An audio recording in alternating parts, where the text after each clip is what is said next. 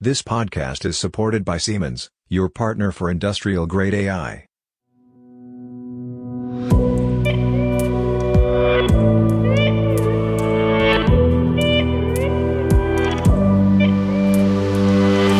Hey, it's Robert. Actually, we wanted to record another news part, but there was no time because our event AI in the Forest with Frank Hutter starts today.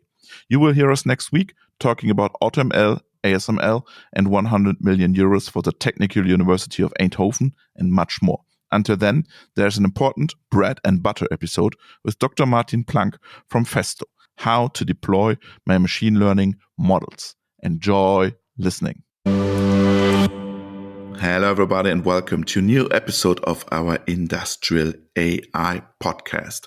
My name is Robert Weber, and today we are talking about machine learning deployment, and I have one very, very interesting guest, and a warm welcome to Dr.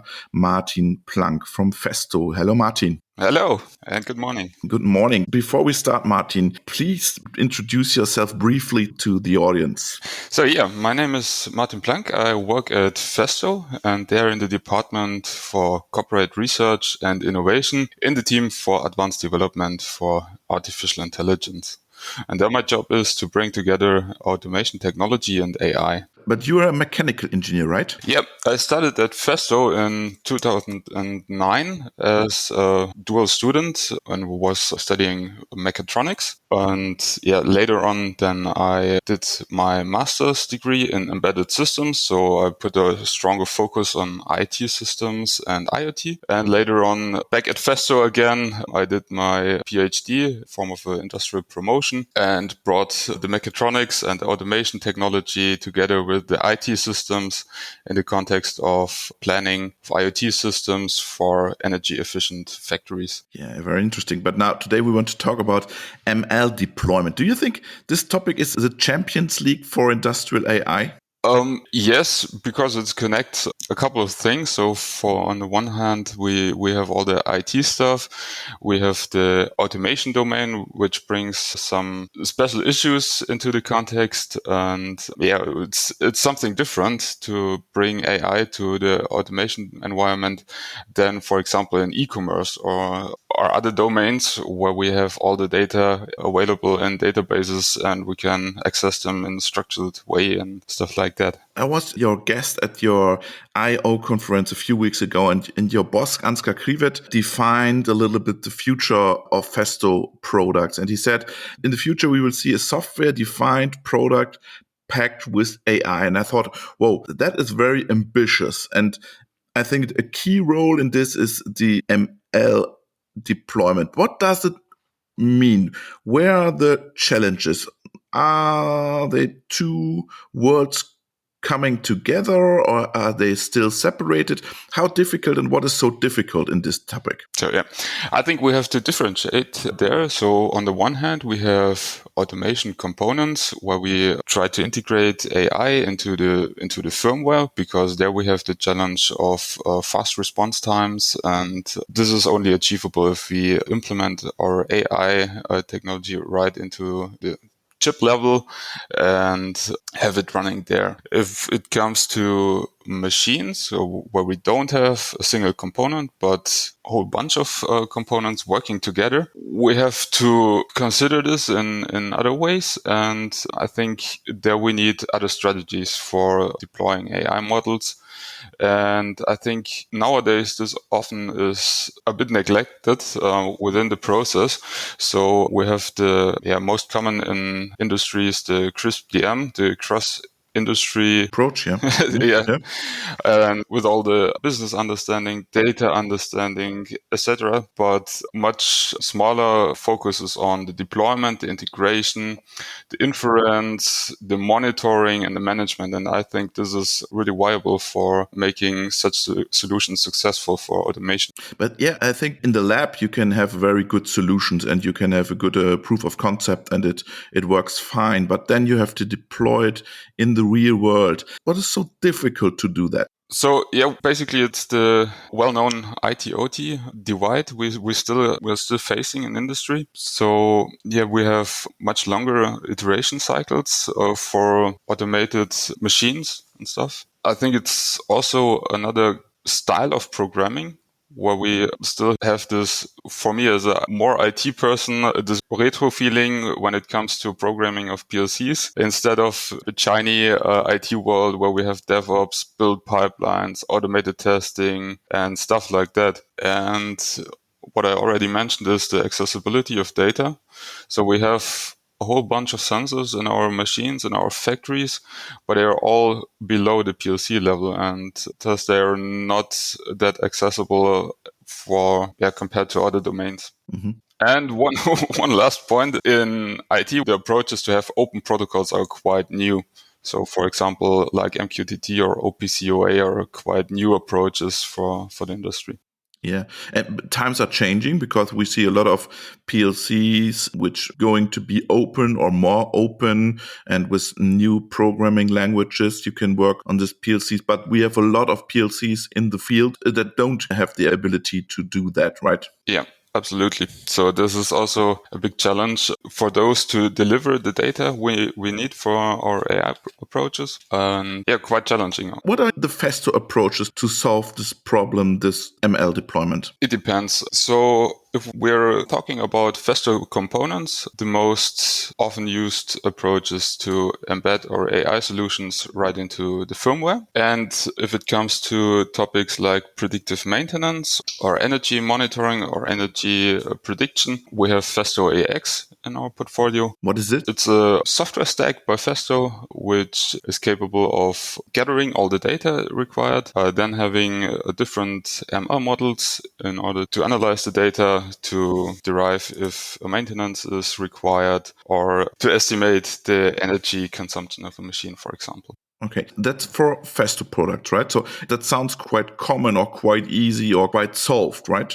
And not only the system works on MQTT backbone, and so we are capable of acquiring data from all different sources we have in the factory and also from other PLCs.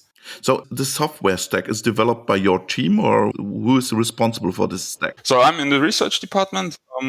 We're more on future technologies. The Festo AX stack comes from our business unit, Digital Business, and is also developed there.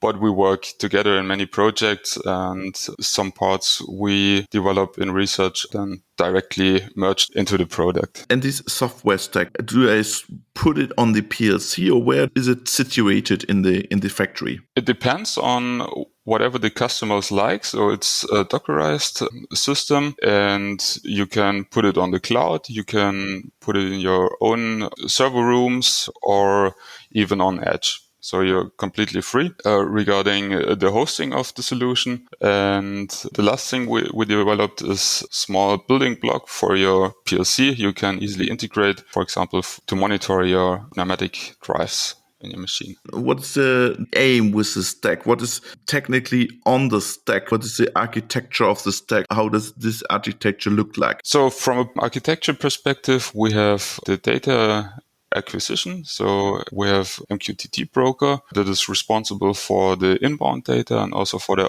outgoing data to connect to other devices and other machines. Then we have web-based user interface where all the management takes place, where we also can create dashboards to visualize the data coming from the machines. And the most important part is the AI. So we have the option to deploy and use different models in order to detect anomalies, to classify them, and to give the user hints. Where are the problems in my factory? Where are issues? And what kind of issue are we facing? Is there also a possibility to create models by their own on the stack? No. Not yet, I believe, but we are already working on it. When we had our telephone call, you mentioned also you have 4 ways for deployment. And can you describe us these 4 ways? Yes, sure. So when it comes to deployment of machine learning models, not in the embedded way, as I mentioned before, we have to host our machine learning models on a server or in the cloud. And I think there are 4 different ways of doing that. So from a more lightweight solution to full featured, full scaling, and highly automated way. And those are on the more lightweight side is the simply running the code on a machine over containerized and runtime solutions up to the fully featured inference engines on the high side. And what do you prefer there? So this strongly depends on your application. So if you have just prototype running in your lab, maybe you want to start with a simple deployment on a machine, but you have the advantages that this is very flexible, very lightweight, and you don't need any specific skills regarding inference engines and stuff like that. On the con side, you have still required a lot of manual work, for example, for the interfaces and stuff like that. And also if it goes to production, you might face some difficulties regarding the maintenance, and you got the classical works on my machine problem. So this way might not be to recommend, but it's super simple. You just take your favorite programming language and framework and run it on your machine. It's as simple as that. So if you go to the next step, my opinion, this would be to run it in a container. So you're more flexible. It's still quite resource efficient, and you got all the benefits of containerization. Disadvantage, okay, it still requires some manual work. So you still need to implement an interface for your machine learning model. And you might have some challenges with the debugging. And I would recommend this for the development phase or prototypes, maybe also for smaller and medium scale deployments.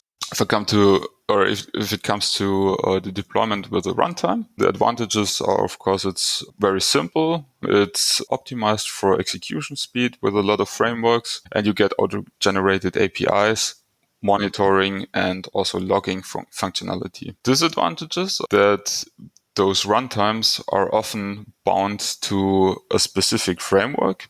So, for example, if you use TorchServe, you're bound to Torch models, or if you use TensorFlow serving, you're bound to TensorFlow. Or if it comes to ONNX, you first have to convert your model to an ONNX model in order to run it on the... Is Festo part of the ONNX initiative? Don't think. Okay. And this is a way I would recommend for prototypes and small to medium scale deployments, and also for large scale deployments in combination with container virtualization. So if you put the runtime into a container, I think you're ready to go on large scale. So, and the high end, but also most heavy solution would be to use an inference engine for the deployment.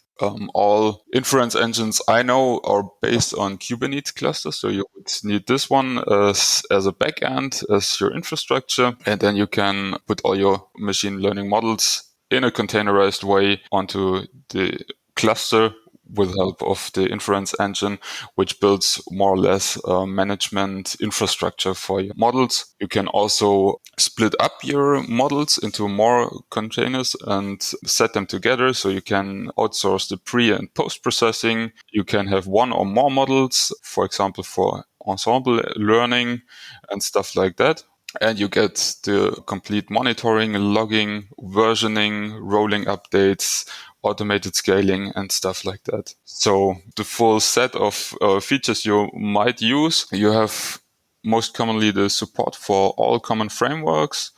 And it's quite great.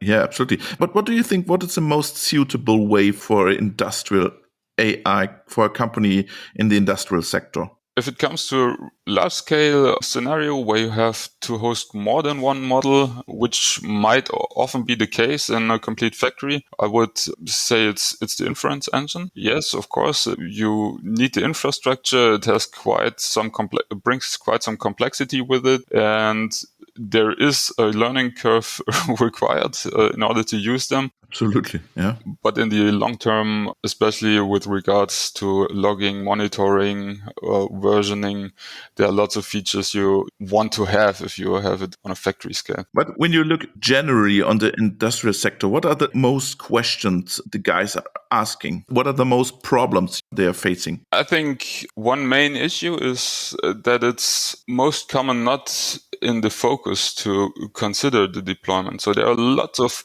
books and informations and tutorials about how to create a model, how to make all the feature engineering, how to train models, how to evaluate them. But there is quite less information if it comes to the deployment. And I think this is a real challenge because everybody has to figure out on his own what's the best way and discover solutions and play around with them. So there is, I believe, no real best practice yet. And there's no standard, right? Exactly. This comes in addition. So we have quite a few frameworks, and I think this is also a good thing that we have the opportunity to choose whatever model fits best for the application. But this also brings a bit of complexity into the system. What is your opinion? Why is there no publications, no information? Because it always depends on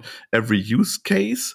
Or why is there no discussion about this topic? Because it's not sexy enough to talk about ML deployment in the industrial sector? It's too complicated?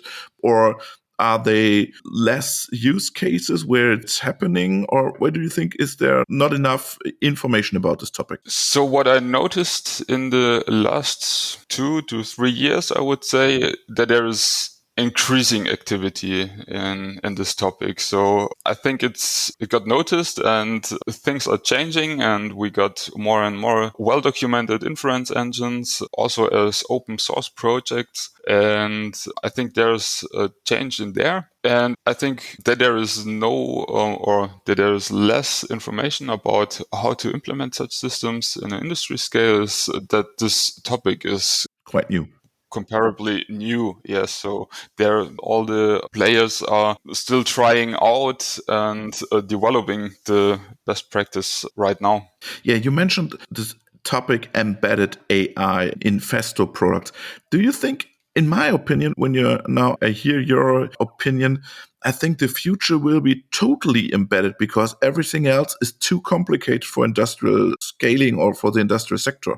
I think it depends. So yes, a lot of functionality will be embedded right into the component. Other functionalities will be embedded into the PLC code, but on the machine or factory level, you might face some issues if you embed your functionality totally.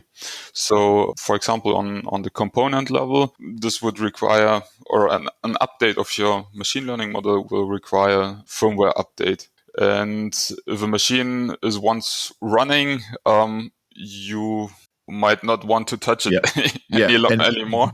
Yeah.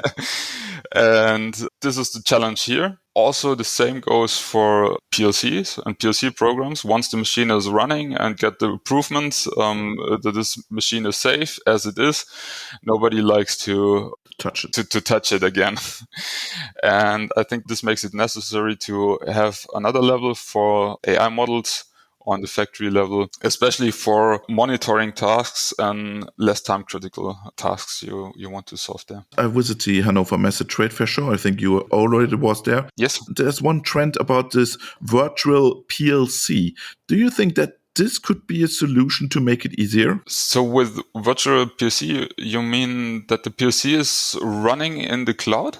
Yeah, exactly. That it's running on the cloud or on the edge in a server room next to the machine or elsewhere. Because then it's more an IT topic then, you know? I think this might be a trend, but with limitations. So what we'll always will need is the fast inputs and outputs right at the machine level. So there will always, my belief, in the next 20 years, there will still be some kind of device near the machine. But if you look at the architecture of PLCs, it's already going in the direction of normal PCs and normal server technologies we have there. For example, with edge devices that come with PLC functionality and so on. And if this is the case, then the two areas of IT and OT are coming closer together. And then it might happen that it's not bound to the PLC hardware and more on the virtual, or it's a more virtual thing as you phrased it. Perfect. Martin, it was a pleasure to talk to you. Thank you for your 4 ways of machine learning and deployment. Thank you very much, and greetings to Esslingen. Thank you. Thank you for having me.